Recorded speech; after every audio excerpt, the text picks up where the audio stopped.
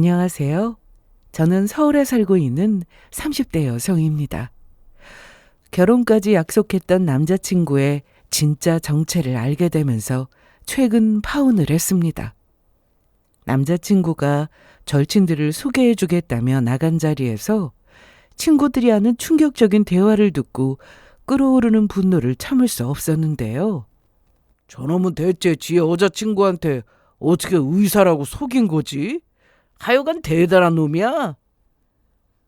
저를 작정하고 속인 게 너무 괘씸해서 본인이 한 짓에 대한 대가를 톡톡히 치르게 해줬는데요. 의사를 사칭한 남자친구의 인생을 어떻게 나락으로 보냈는지 그 사연을 빠르게 시작해 보겠습니다. 글쎄, 소개팅은 좀 별로야. 정말 괜찮아서 그래. 너한테 아주 잘 어울릴 것 같단 말이야. 공기업에 다니고 있는 저에게 곧 퇴사를 앞두고 있던 회사 동기가 어느 날 소개팅을 해주고 싶다고 했습니다. 제가 소개를 해준 사람과 연애를 하다 결혼을 했는데 남편을 따라 해외로 나가야 해서 사직서를 낸 상태였습니다. 그런데 가기 전에 저에게도 좋은 사람을 소개해주고 싶다고 했습니다. 네 덕분에 나도 이렇게 결혼했는데 나도 좋은 일 좀 하자. 내가 남편하고 테니스 치다가 모임에서 알게 된 사람인데 인기도 좋고 암튼 일단 만나봐. 만나보고 결정해. 동기의 성화에 못 이겨 만나는 자리에 나가게 되었고 그곳에서 저는 남자친구를 만났습니다. 사실 의사라는 직업이 처음엔 좀 부담스러웠습니다. 모든 의사가 다 그런 건 아니겠지만 의사와 결혼한 친구가 있는데 결혼 당시 남자 쪽에서 극심한 반대는 물론 물질적으로 요구하는 부분도 많아서 힘들어했던 걸 제가 옆에서 다 지켜봤거든요. 그런 걸 봐서 그런지 저는 누군가 만나더라도 비슷한 직업이나 평범한 만남을 원했습니다. 무엇보다 당장 누군가를 만날 생각은 없었고요. 그래서 그날 하루 밥 한 번 같이 먹는 걸로 생각하고 자리에 나갔는데 남자 쪽에선 매우 적극적인 모습이었습니다. 그리고 직접 만나서 얘기를 나눠보니 생각보다 말도 잘 통했고 유머 감각도 있는 사람이더군요. 호감을 갖고 만나다 보니 자연스레 사귀게 되었는데요. 그날 이후 서로 바빠서 자주 만나지는 못했는데 그래서일까요? 저희는 오랜만에 만나 데이트를 하다 보니 애틋한 감정이 생기기 시작했습니다. 친구가 의사여서 그런지 시간 내기가 쉽지 않았는데 1시간을 보더라도 그게 그렇게 소중했죠. 저보다 나이가 많았던 남자친구는 만나서 대화하다 보면 훨씬 더 어른스러웠고 저에 대한 배려심도 대단했습니다. 평일엔 저도 일하느라 바빠서 남자친구를 만날 시간이 없었기에 주말에 데이트를 하곤 했는데요. 남자친구는 대학병원에서 일했는데 주말에도 근무가 있었기 때문에 제가 토요일에 찾아갈 때도 종종 있었습니다. 선아야, 오빠 바쁜데 내가 괜히 온 거 아니야? 1시간 정도? 시간 있어. 잘 됐다. 내가 도시락 싸왔는데 이거 먹고 들어가. 그냥 사 먹으면 되는데 힘들게 도시락을 싸왔어? 가만히 있어보자. 저기 앞에 벤치에서 먹자. 주말에 분위기 좋은 식당에 가서 밥을 먹는다거나 혹은 어디 놀러 간다거나 하는 특별한 데이트는 없었지만 그래도 좋았습니다. 저는 남자든 여자든 자기 일이 있고 그 일을 열심히 하는 사람을 참 좋아했는데요. 남자친구는 본인이 하는 일에 대해 자부심은 물론 언제나 일에 대한 열정이 대단한 사람이라는 게 느껴졌기 때문에 주말에도 잠깐씩 얼굴 보는 이 시간이 참 행복했습니다. 그렇게 1년 반 정도 만나다 보니 저도 30이 넘은 나이였고 집에서도 남자친구가 있다는 사실을 아셨기에 부모님께 소개시켜 드렸습니다. 저도 남자친구 집에 가서 인사를 드렸고요.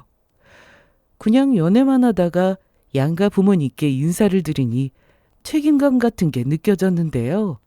얼마 뒤에는 상견례도 했습니다. 친구들은 하나같이 똑같은 말을 했습니다.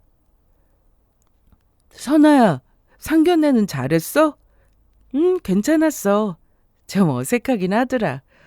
난 또 지연이처럼 상견례 날 무슨 일 나는 거 아닌가 싶었어. 그래도 결혼해서 잘 살잖아.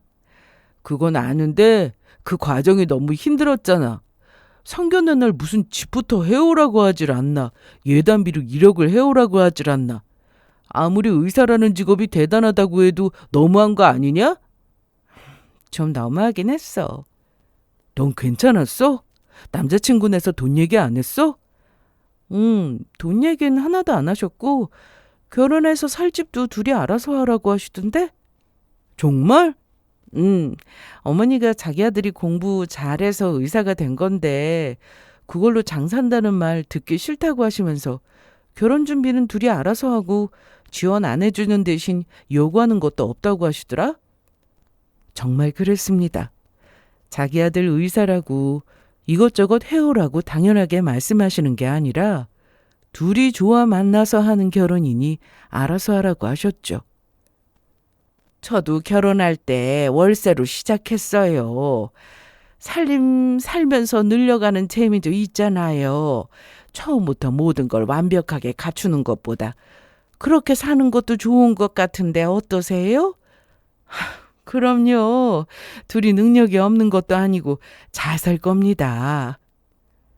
상견례를 마친 뒤 얼마 뒤 결혼 날짜도 잡았습니다. 서로 바빠서 결혼 준비할 시간이 많지 않아 일부러 날짜를 여유 있게 잡아서 촉박하지 않게 준비를 하게 됐는데요.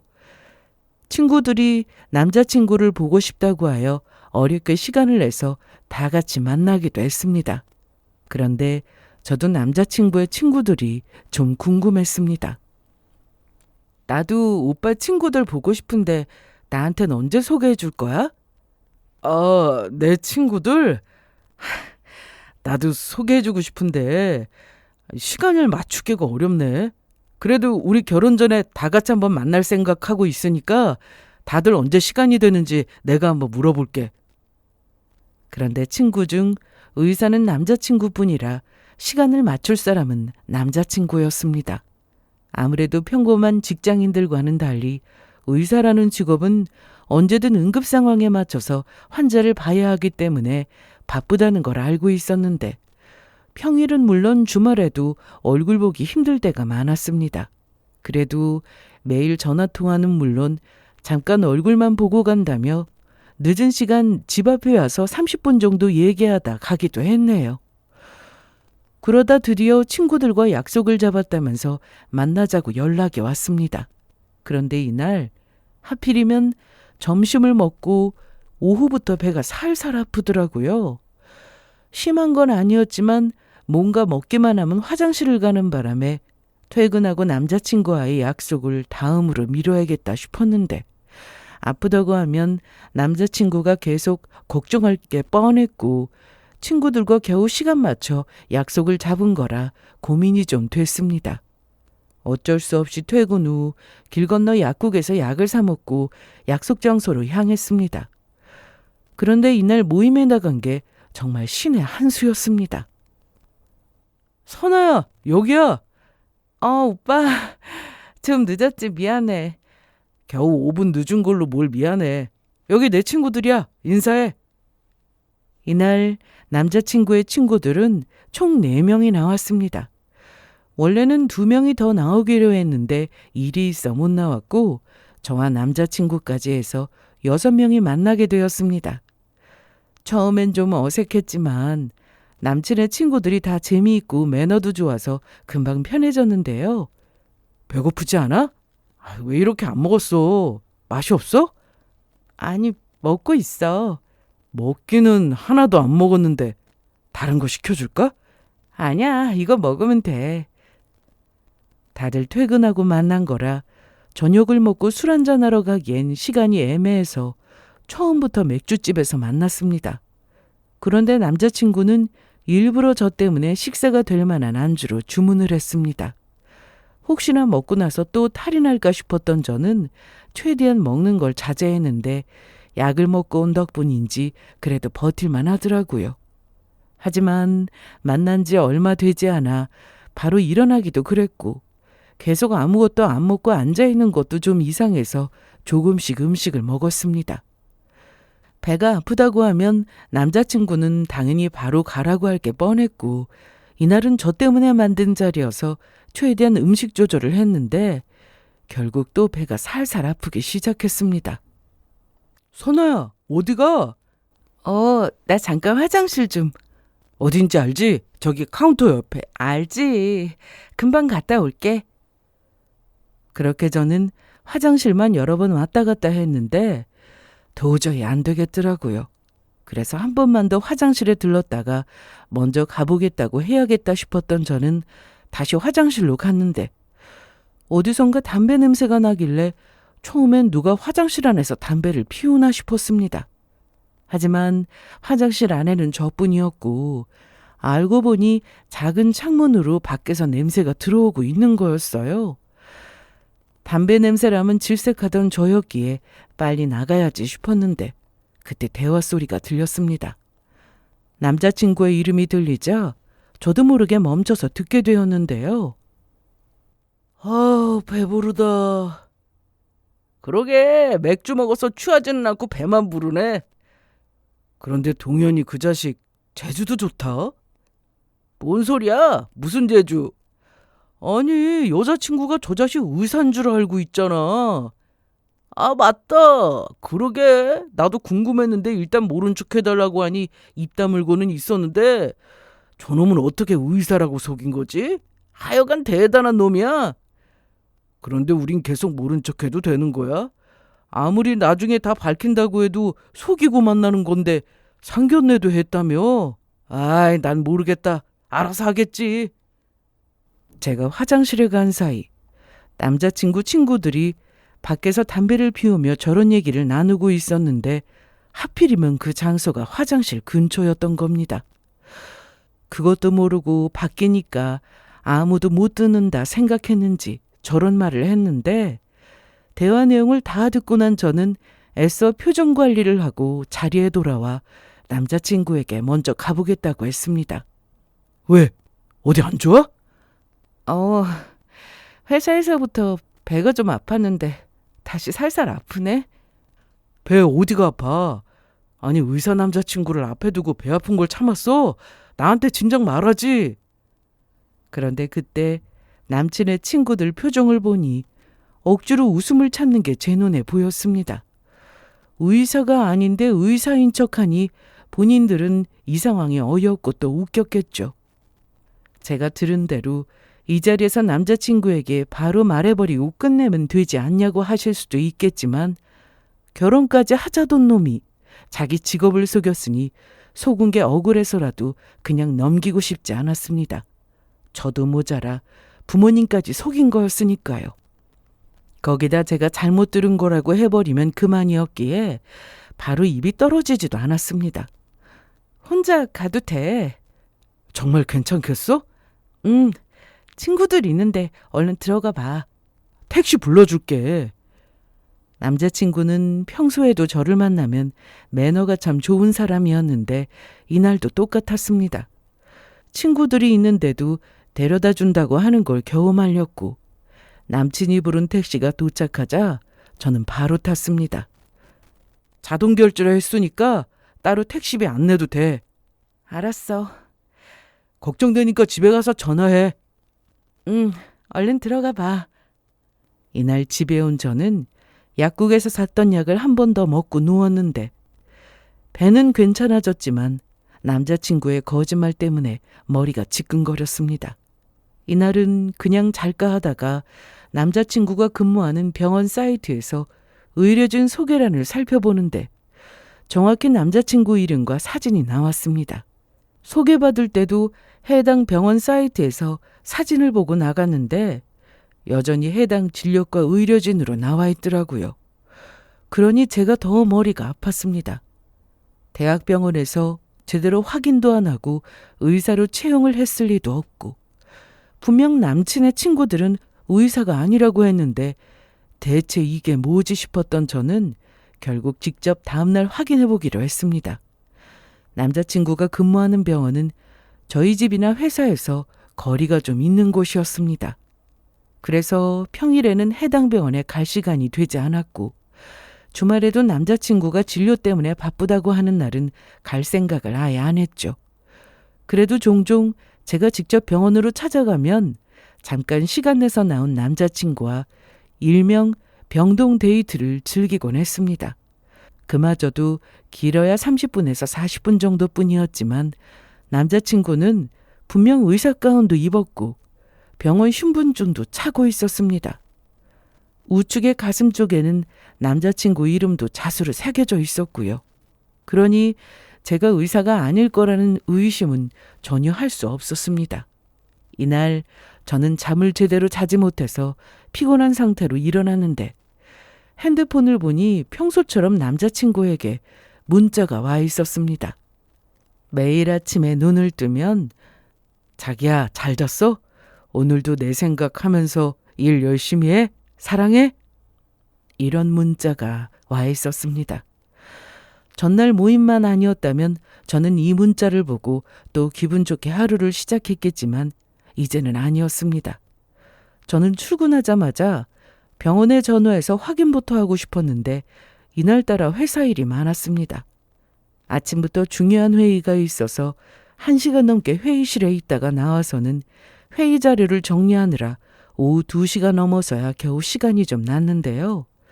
바로 해당 병원에 전화를 걸었습니다. 그리고 바로 물어봤죠. 해당 진료과에 남자친구 이름을 가진 의사가 있느냐고요. 사이트에도 의료진 소개란에 나와 있는 사람이니 당연히 맞다고 했는데 그럼 혹시 의사 선생님하고 직접 통화할 수 있을까요? 그건 안 됩니다. 진료 보신 분들도 통화는 어렵습니다. 병원 오셔서 진료 보실 때 궁금하신 점을 직접 여쭤보셔야 해요. 진료 보신 적 없으시면 예약부터 도와드릴까요? 아니요, 괜찮습니다. 그런데 알아보니 진료 의뢰서가 없으면 아예 접수 자체가 제한이 되더라고요. 가능한 진료과도 있었지만 남자친구가 일하는 해당 진료과에서는 반드시 진료 의뢰서가 필요했습니다. 남자친구는 이날도 아무렇지 않게 저에게 문자를 보내고 점심시간에는 전화도 했습니다. 아직 뭔가 확실하게 제 눈으로 확인한 게 없는 상태라 저도 평소처럼 전화를 받았습니다. 자기야, 오늘 많이 바빴어? 전화도 없고 문자도 없고. 오늘 회의가 좀 길어졌어.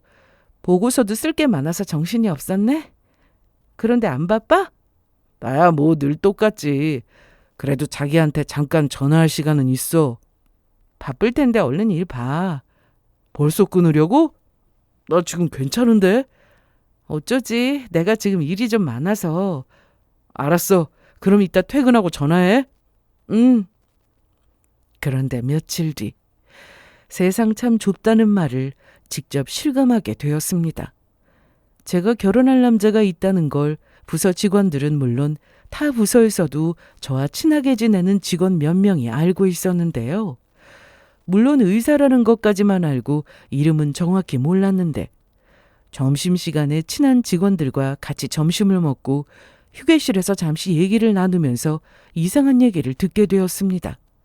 회사 사람 중 마침 그 병원에 근무하는 가족이 있었는데 요즘에 진짜 이상한 사람 많더라. 왜? 전화해서 의사 찾는 사람이 많대. 병원이니까 의사 찾는 게 당연한 거 아니야? 내가 말을 잘못했네. 그게 아니라 우리 오빠가 병원 업무과에서 일하는데 의사 이름 말하면서 병원에 정말 근무하는 사람이 많느냐고 문의하는 전화가 많대. 그것도 여자들만 전화를 한다는 거야. 참, 선아 너 남자친구도 의사라고 했지? 잘 알아보고 만나는 거지? 아니, 농담한 건데 표정이 왜 굳고 그래? 이날 직원이 말하는 사람이 남자친구가 아닐까 하는 생각이 강하게 들었습니다. 여자의 촉이 괜히 무섭다고 하는 게 아니잖아요. 마침 병원도 같았고요. 하지만 의사 이름은 동기도 모르고 있었습니다. 그런데 전화해서 여자들이 찾는 의사가 누구래? 혹시 이름 알아? 아니, 오빠가 그건 개인정보니까 말 안 해주더라. 병원 내에서도 입조심 시키는 분위기라고 하면서 괜히 밖으로 그런 얘기 새나가면 안 된다고. 그런데 네 남자친구도 그 병원에서 일하니까 이런 얘기 들어봤을 수도 있을 텐데 전혀 얘기 안 해? 하긴 의사라서 환자 보느라 바쁠 텐데 이런 일까지 어떻게 알겠어.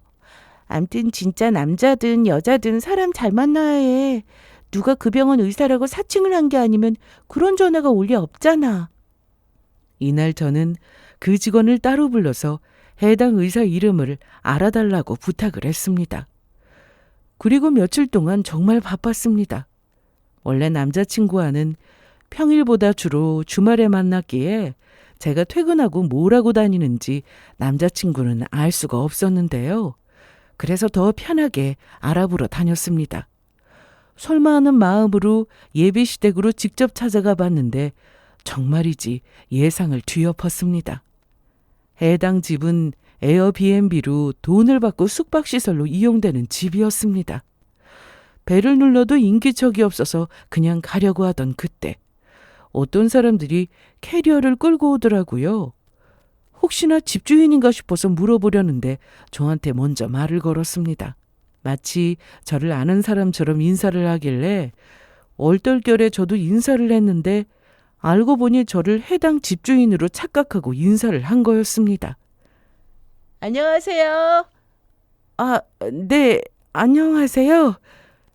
집 깨끗하게 쓸 테니까 걱정 마세요. 비밀번호는 이거 맞죠? 저 여기 주인 아닌데요? 네? 그럼 누구세요? 그게 여기 집주인을 좀 만나러 왔는데. 그런 거라면 사이트에 연락처 나와 있을 텐데. 사이트요? 네, 저희도 숙박 사이트에서 예약한 건데 거기에 연락처가 있어서 직접 전화하시면 통화하실 수 있을 거예요. 기가 막히더군요. 이쯤 되니 그날 남자친구의 부모님을 알고 인사를 했던 사람들도 진짜 부모님은 맞는지 의심도 했습니다. 아니, 당연히 아니겠다 싶었습니다. 어느 부모가 자식이 집까지 빌려가면서 거짓말을 하는데 같이 거짓말을 하겠어요? 집도 돈을 주고 빌렸으니 사람도 똑같이 돈으로 부모 대행 역할을 해줄 사람을 구한 거라 짐작이 됐습니다. 그리고 며칠 뒤 회사 직원에게 얘기를 듣고 저는 기겁하고야 말았습니다. 출근을 했더니 책상에 메모지가 있더라고요. 출근하면 휴게실로 바로 오라는 내용이었습니다. 그래서 바로 휴게실로 갔는데. 무슨 일이야?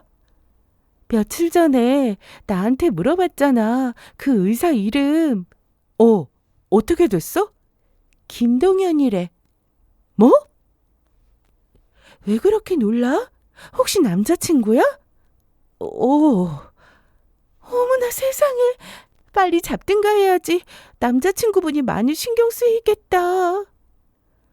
이날 저에게 이 얘기를 해준 회사 직원은 해당 의사를 사칭하고 다니는 놈이 제 남친이라 생각 못하고 진짜 그 병원에서 근무하는 김동인이라는 의사로 알고는 걱정부터 했습니다. 오빠분 연락처 좀 내가 알 수 있을까? 우리 오빠 연락처는 왜? 싫은 말이야. 결국 저는 회사 직원에게 사실대로 다 말했습니다. 제가 만나고 있는 남자친구가 그 병원 의사라고 했는데 알고 보니 아니었다고 말이죠. 그리고 지금 그 병원에서 문제가 되고 있는 의사 사칭을 하고 다니는 사람이 남자친구인 것 같다고요.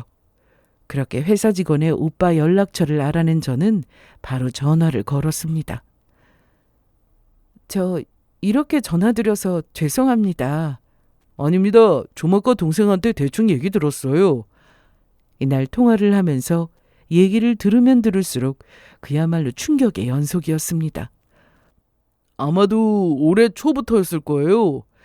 저희 병원에 김동현이라는 사람이 근무하는 게 맞냐는 문의 전화가 왔거든요. 그런데 저희 병원에 같은 이름을 가진 의사 선생님이 계세요. 해당 진료 과목도 동일하고요. 그래서 의사 선생님 계시다고 답변했는데 이게 뭐 연결해달라고 하는 것도 아니고 근무하는지만 확인하는 전화가 계속 오니까 저희도 이상하게 생각하고 있었어요. 거기다 그런 전화를 하는 사람들은 다 여자분들이었거든요. 그런데 문의 전화 말고는 다른 내용으로 병원에 전달되는 건 없었고 저희 병원 내부에서는 누가 의사사칭을 하는 게 아니냐 싶어서 병원 내에서 조용히 조사에 들어간 상태입니다. 조사를 시작한 지는 얼마 되지 않았고 또 병원 내부 일이라 자세하게 말해줄 수 없다고 했는데요. 이날 얘기를 하면서 진짜 김동현 의사에 대해 대충 얘기를 들으니 이미 결혼을 했고 같은 병원 여의사와 부부라는 얘기도 들었습니다. 그러니 저는 남자친구를 더 용서할 수 없었습니다. 간도 크지. 어떻게 의사를 사칭할 수 있나 싶었거든요.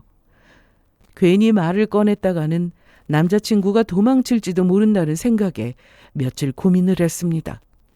그동안 남자친구는 평소처럼 아무렇지 않게 저에게 연락을 해왔는데요. 이날도 좀 전에 퇴근했다며 보지도 않은 환자 얘기도 하면서 힘들었다고 하는데 애써 속아주는 척 했습니다. 그런데 이날 평소엔 하지도 않던 돈 얘기를 꺼냈습니다. 생각해보니 의사도 아니면서 의사라고 속였으니 목적이 있는 게 당연했습니다.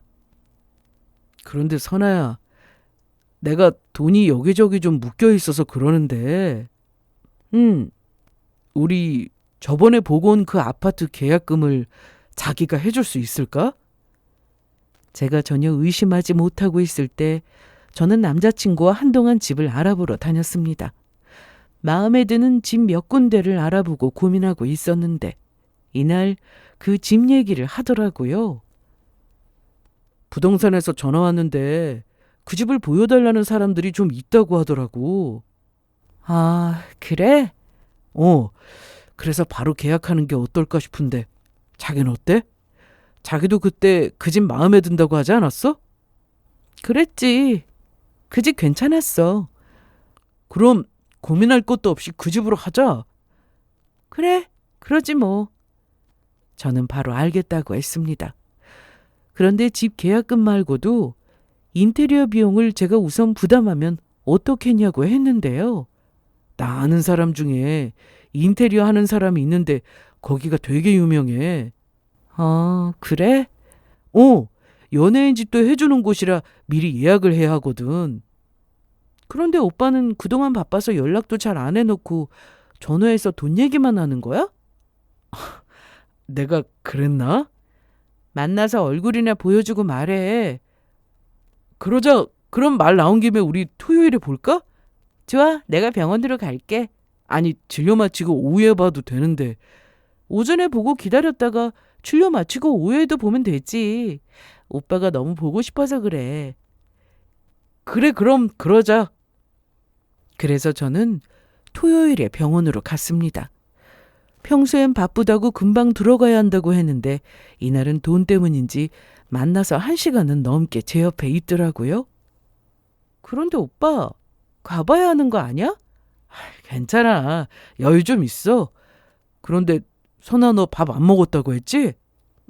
급하게 오느라. 괜찮아. 오빠 들어가면 나 혼자 대충 먹지 뭐. 에이, 그래도 그게 아니지. 일부러 여기까지 왔는데 나랑 먹자. 대신에 오래 걸리는 거 말고 빨리 나오는 거 먹자. 샌드위치 어때?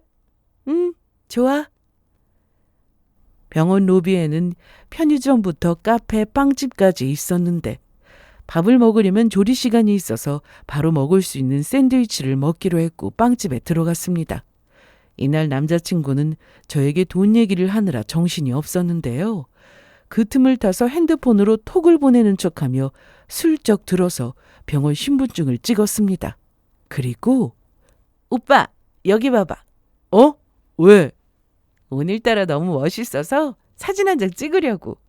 난 또 뭐가 멋있다고 그래. 맨날 똑같지. 아니야, 진짜 오늘 뭔가 달라 보인다니까? 남자친구는 전혀 몰랐습니다. 제가 사진을 찍는 이유를요.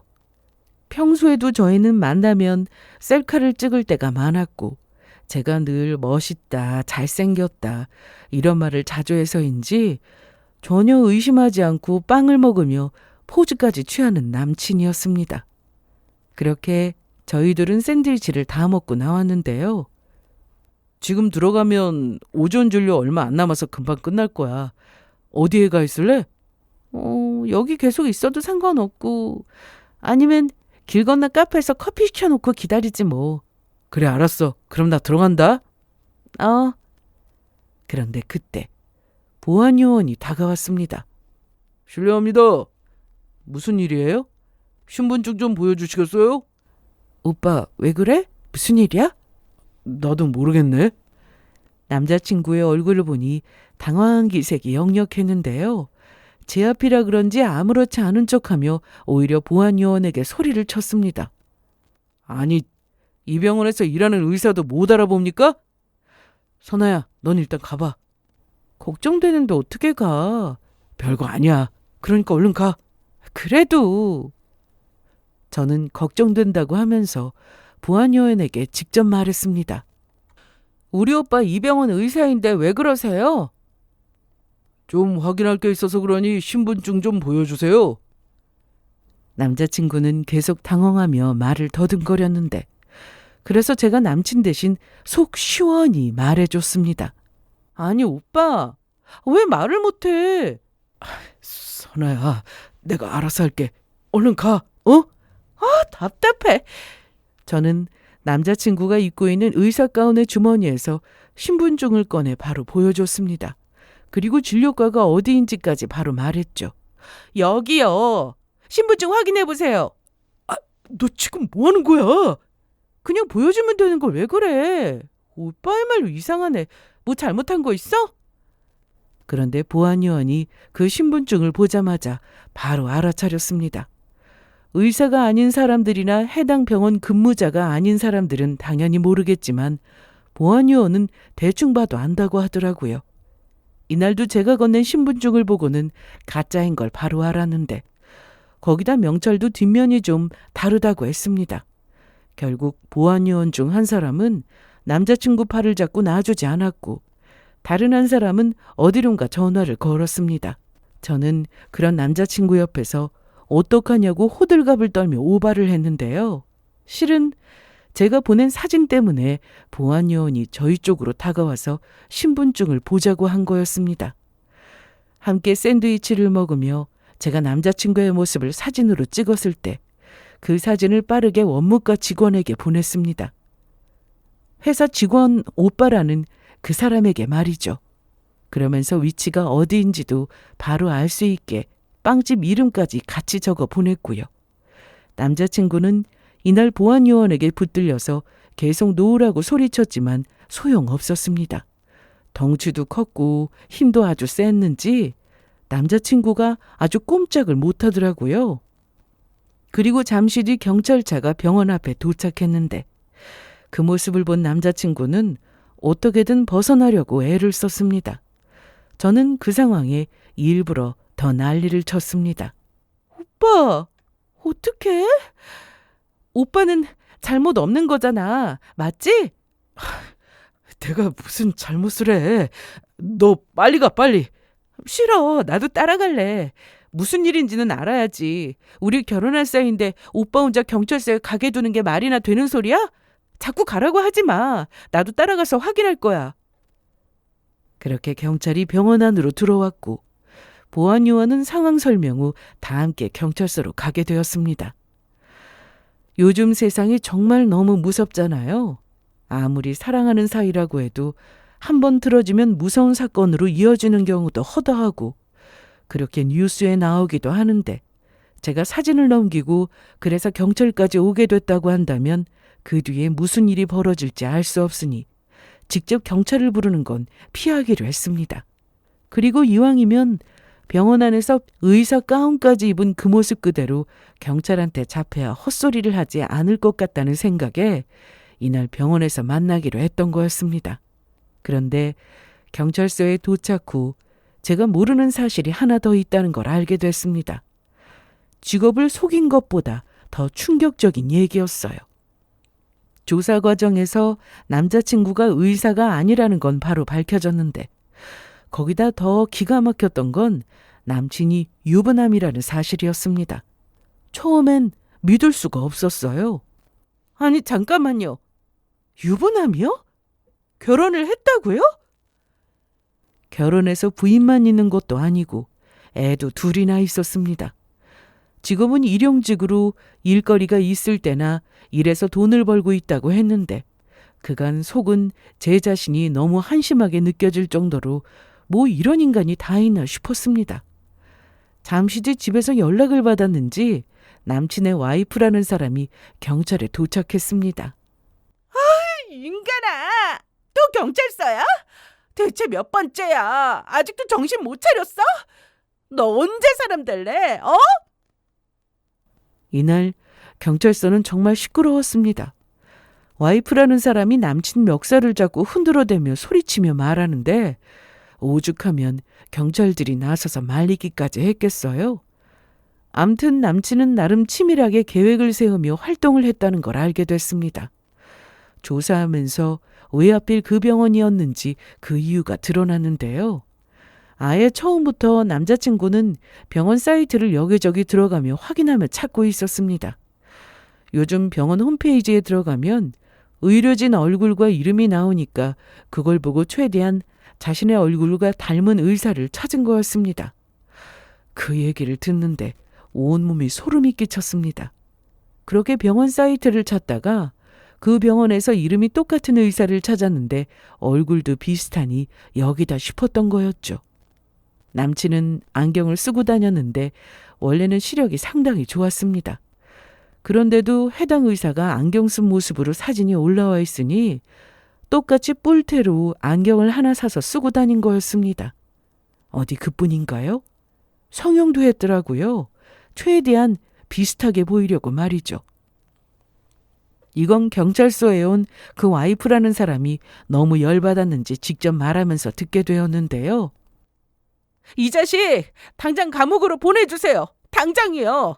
의사가 되고 싶어 환장한 놈이에요. 오죽하면 성형까지 했겠어요? 애 둘 키우느라 나는 일하고 애 보느라 하루 종일 힘들어 죽겠는데 너는 사회생활 한다고 성형하러 다니고 네가 사람이냐? 어? 사람이야? 이 얘기를 듣고 그 자리에 있던 저는 물론 병원 관계자와 경찰들까지 어이없사하는 표정이었습니다. 그리고 저를 만나면서도 다른 여자들과도 비슷하게 만나 병동 데이트를 즐기며 돈을 뜯어냈다고 하는데요. 그렇게 속은 피해자들은 한둘이 아니었습니다. 남자친구는 끝까지 저 때문에 잡힌 건 모르고 있었고 그저 본인 잘못으로 꼬리가 길어서 잡힌 줄 알고는 상당히 억울해했습니다. 이거 신분증은 어디서 났어요? 네? 경찰이 묻는 말에 남자친구는 말이 없었습니다. 저라도 쪽팔려서 입도 뻥끗 못했을 겁니다. 대답 안 하면 더 불리해 줄 수 있어요. 말 안 하고 있다고 득될 거 하나 없다는 소리예요. 남자친구는 겨우 입을 열었는데 의사 가운에 자수로 이름을 넣은 건 동네 세탁소에 맡겼다고 했고 어색한 병원 신분증은 인터넷에서 구해서 이름하고 사진을 바꿔 넣은 거라고 했습니다. 의사라고 속여서 여러 여자들을 만났는데 모두가 의사라는 걸 믿고 돈까지 해준 건 병원에서 직접 만나 의사의 모습을 보여줬기 때문이 아니었을까 싶은 생각이 들었습니다. 저도 감쪽같이 속았으니까요. 당직이 있는 날 딱 한 번 서프라이즈를 해주려고 도시락을 싸서 간 적이 있었는데 그날도 남친은 의사 가운에 명찰까지 달고 나타났습니다. 그런데 알고 보니 병원 근처에서 혼자 집을 얻어 살고 있었기 때문에 급하게 가운을 걸치고 나타난 거였습니다. 이날 와이프라는 사람은 계속 화를 내다가 법대로 처리해달라고 하면서 그냥 나가버렸는데요. 저도 더는 들을 게 없다 싶어서 나가려고 했는데 바로 그때 남자친구가 제 옆으로 다가왔습니다. 선아야, 잠시만. 내가 할 말 있어. 무슨 할 말? 다 끝났는데 무슨 할 말? 너 내가 소송할 거야. 너 내가 의사가 아니어서 실망했어? 혹시 내가 의사라고 하니까 그거 보고 나랑 결혼하려고 했던 거였어? 아니, 내가 넌 줄 알아? 난 너처럼 직업에 목매는 사람 아니야. 네가 좋아서 결혼 결심했던 거야. 내가 뭐 하십다고 의사의 목을 매는데? 내가 의대는 못 나왔어도 나도 좋은 대학 나와서 공기업 다니면서 나도 벌만큼 벌어. 그런데 유부남은 아니지. 나 이혼할 거야. 하려고 했어. 뭐? 너 완전 쓰레기구나. 말 함부로 하지 마. 내가 어떻게 살아왔는지 네가 알아? 몰라. 알고 싶지도 않고. 그런데 직업은 속일 수 있다 쳐도 처자식 있는 놈이 총각 행세하는 건 좀 아니지 않냐? 자식한테 부끄럽지도 않아? 이혼하면 와이프하고 남남이니 상관없다 해도 자식한테는 영원히 아버지인데 어떻게 그러고 사냐? 거기다 어디 할 짓이 없어서 순진한 여자들만 골라서 돈을 뜯어내고 걔네들도 의사라고 하니까 거기에 넘어간 거잖아. 똑같은 속물 아니야? 왜 나만 욕먹는데? 아직도 정신 못 차렸네. 속은 사람은 무슨 죄냐? 의사 타이틀 때문에 너를 만났어도 작정하고 속인 너한테 더 큰 잘못이 있는 거 아니야? 이날 남친은 곧 이혼할 거라면서 헛소리를 해댔고 저한테 직업을 속인 건 그만큼 저를 놓치기 싫어서였다고 했지만 말도 안 되는 소리였습니다. 결국 그놈은 법적으로 처벌을 받게 되었습니다. 생각보다 심각했는데 실제 연락한 여자들까지 모두 포함하면 수백 명이 넘는다고 하더라고요. 물론 그 많은 여자들한테 돈을 다 뜯어낸 건 아니었고 연락한 여성들만 저 정도 된다고 했습니다. 그중에는 유명한 세무사부터 간호사도 있었고 교사 등 직업군도 매우 다양했죠. 나이도 어린 여자부터 또 본인보다 많은 연상의 여자들까지 구분하지 않고 만났다는 사실에 또 한 번 놀랐습니다. 결국 남친은 사문서 위조와 위조 사문서 행사, 그리고 공문서 위조와 공문서 행사 혐의로 검찰에 송치가 되었는데요. 저 역시 너무 괘씸해서 소송을 했습니다. 그런데 단순히 직업을 속인 것만 가지고 소송은 안 된다고 했습니다. 직업이나 재력을 속였다고 해서 법적 책임을 묻기는 어렵다고 하더라고요. 대신 상대가 유부남인 점을 속였다면 소송 제기가 가능하다고 해서 바로 소송을 시작했습니다. 자칫하면 제가 상간녀가 될 뻔한 일이었습니다. 남친의 와이프가 저를 상대로 상간소송을 하게 되면 저에게 위자료를 청구할 수 있다고 하더라고요. 하지만 남친이 그동안 얼마나 지저분하게 살았는지 그 와이프라는 사람이 더 잘 알고 있었겠죠. 그래서 저는 혹시나 하는 그런 소송에 휘말리지 않았고 오히려 그놈을 상대로 소송에서 정신적 손해에 대한 위자료 청구 소송을 했습니다. 이번 일로 저희 집에서도 부모님이 크게 놀라셨습니다. 사실 제 탓도 없다고는 할 수 없으니 부모님이 화를 내실 거라 생각하고 있었는데 오히려 제가 받았을 상처에 대해서 걱정을 해 주시더라고요. 법대로 처벌한다고 해서 마음속 상처까지 다 사라지는 건 아니었으니까요. 그래도 제 앞에서 경찰한테 잡혀가고 모든 게 다 들통나게 되었으니 그걸로 됐다 생각했습니다. 거기다 저는 남친에게 돈을 뜯기지도 않았으니까요. 소송이 진행되는 중에 회사에서도 저에 대한 얘기가 여기저기 소문이 났는지 다들 저를 걱정해주는 분위기였는데요. 특히나 원무과 직원을 오빠로 둔 그 직원이 제 걱정을 참 많이 해줬습니다. 좀 괜찮아? 괜찮아. 내 눈치 볼 거 없어. 씩씩해 보여서 다행이긴 한데 그래도 속은 좀 상하지? 당연하지. 그냥 잠깐 만난 사이도 아니고 결혼 날짜까지 잡았는데 아무렇지 않다고 하면 그건 완전 거짓말이지. 소송은 어떻게 되어가고 있어? 그치 보여. 정말 지겹다. 그래도 끝까지 해야지 어떡해. 그냥 빈말 아니고 정말 이만하길 다행이야. 그리고 그 자식 소송이 아주 줄줄이 이어진다고 하던데 돈 뜯긴 여자들은 물론이고 병원에서도 소송 시작했잖아. 그 의사도 자기 얼굴에 이름까지 팔아서 자기인 척하고 다닌 게 괘씸해서 가만 안 둔다고 하던데 고소한다는 얘기까지 들었어. 나 같아도 고소하고 싶지. 좀 소름 끼치잖아. 나는 모르는 사람인데 누군가 내 이름 그대로 사용하고 얼굴까지 비슷하게 고쳐서 사기치고 다니면 무섭다 진짜. 그리고 얼마 뒤에 전해 들은 얘기로는 그 집에서 이혼 소송을 한다고 했습니다. 그러니까 전 남친 와이프가 그동안 애들 때문에 참고 산 모양이었는데 의사에 대한 집착도 못 버리고 여자들한테 사기치고 그 돈을 생활비로 받아 쓴 걸 생각하면 도저히 용서가 안 된다면서 결국 이혼을 한다고 하더군요. 정말 인생을 왜 그렇게 사나 싶었습니다. 결혼해서 애까지 낳았으면 정신 차리고 가족을 위해 살아야지. 그저 잘 나가고 싶고 대접받고 싶으니 다른 직업 중에서도 의사를 선택해서 그러고 다닌 거겠죠. 얼마 뒤 저는 소송에서 승소를 하여 위자료를 받게 되었습니다. 당연한 결과였어요. 액수는 그렇게 크지는 않았지만 잘못을 했으니 처벌받는 게 당연했죠. 그리고 그로부터 한 보름 정도 지났을까요? 저에게 그놈을 소개해준 동기로부터 전화가 왔습니다. 선아야, 나야. 오랜만이다. 해외 나가서 고생은 안 하고? 고생은 무슨, 잘 지내고 있어. 그런데 나 때문에 너 고생 많이 했다며? 이제야 네 소식 전해 듣고 전화하는 거야. 미안해 정말. 그런 놈인 줄 알았으면 당연히 나한테 소개해주지도 않았겠지. 맞지? 당연하지. 너도 몰랐잖아. 그 테니스 모임에서 의사라고 다들 속였다며? 그걸 네가 어떻게 알아? 나 생각해서 소개해준 거 다 아니까 너무 그렇게 미안해하지 마. 이날 동기는 저와 전화 통화하면서 얼마나 미안해했는지 급기야 울기까지 했습니다. 너한테 좋은 사람 소개받아서 나 이렇게 잘 사는데 나도 너한테 좋은 사람 소개시켜주고 싶었어. 진짜 미안해. 나 한국 들어가면 네 얼굴 어떻게 보냐?